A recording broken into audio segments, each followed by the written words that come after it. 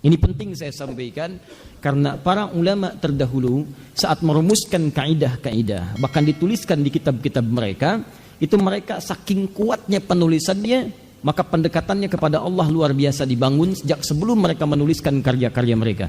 Sehingga sifatnya itu bahkan bukan hanya karyanya, pelajarannya yang abadi, kadang-kadang juga karyanya tersimpan rapi dan diabadikan oleh Allah Subhanahu wa taala. Sambil contoh misal, antum kalau pernah dengar itu ada di dalam gramatikal bahasa Arab di antara kitab nahwu yang paling awal sebagai pengantar kajian ilmu nahwu ada yang disebut dengan kitab Al-Jurumiyah namanya, karangan Imam As-Sanhaji. Nah, tidak banyak orang mengetahui bahwa dalam pelajaran kitab itu seringkali para ulama menuliskan kitab dan memberikan judul pada kitabnya. Nah, ini kalau adab mempelajari kitab, sebetulnya sebelum masuk kepada judulnya, itu antum lihat dulu sebelum pelajari isinya. Kenapa para ulama tersebut menamai kitabnya dengan judul tertentu? Itu ada maknanya. Bulughul Maram, kenapa disebut Bulughul Maram? Subulus Salam, kenapa dinamai dengan Subulus Salam?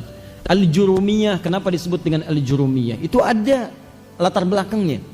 Di Imam As-Sanhaji itu, beliau ketika akan memberikan pendidikan dasar bahasa Arab kepada anaknya, lalu menyusunlah kitab, yang kitab ini diharapkan menjadi panduan mudah bagi anaknya untuk mempelajari ilmu nahwu dasar bahasa Arab. Dan diharapkan dari kitab itu bukan hanya untuk anaknya, untuk orang lain pun bisa bermanfaat ke depan. Maka apa yang dilakukan oleh beliau? Ketika selesai menuliskan kitabnya itu, maka beliau datangi satu sungai. Di tepiannya kemudian beliau bermohon kepada Allah. Permohonannya sederhana, ya Allah, kalau memang kitab ini bermanfaat, perhatikan bagaimana jerih payahnya ulama ketika menyusun karya mereka. Kalau memang kitab ini bermanfaat, saya akan kemudian lemparkan ini ke sungai yang sedang mengalir airnya itu. Kalau engkau ridhai kitab ini dan bermanfaat untuk generasi yang ke depan, termasuk untuk anakku, maka mohon jadikan tintanya tetap melekat di kertasnya. Tapi kalau engkau tetapkan, ya Allah, kitab ini tidak ada manfaatnya, maka mohon ya Allah, dengan air sungai yang mengalir itu, maka lunturkan pula tinta dan kertasnya. Maka ketika dilemparkan ke sungai itu, beliau katakan, Jarmiyah, Jarmiyah, Jarmiyah. Jaro yajri jar, mengalir, lari, ya cepat, mengalir dengan cepat, pelari disebut dengan jaro yajri. Huwa yajri, dia sedang lari. Ya, an-nahru ma'uhu yajri, ya, sungai airnya sedang mengalir deras. Maka kata beliau ingin buktikan, ya, kalau kita kan kalau bisa cepat ambil, jangan luntur, jangan luntur. Kalau beliau tidak, cepat mengalir dengan kencang, supaya saya ingin buktikan apakah Allah memberkahi kitab saya atau tidak.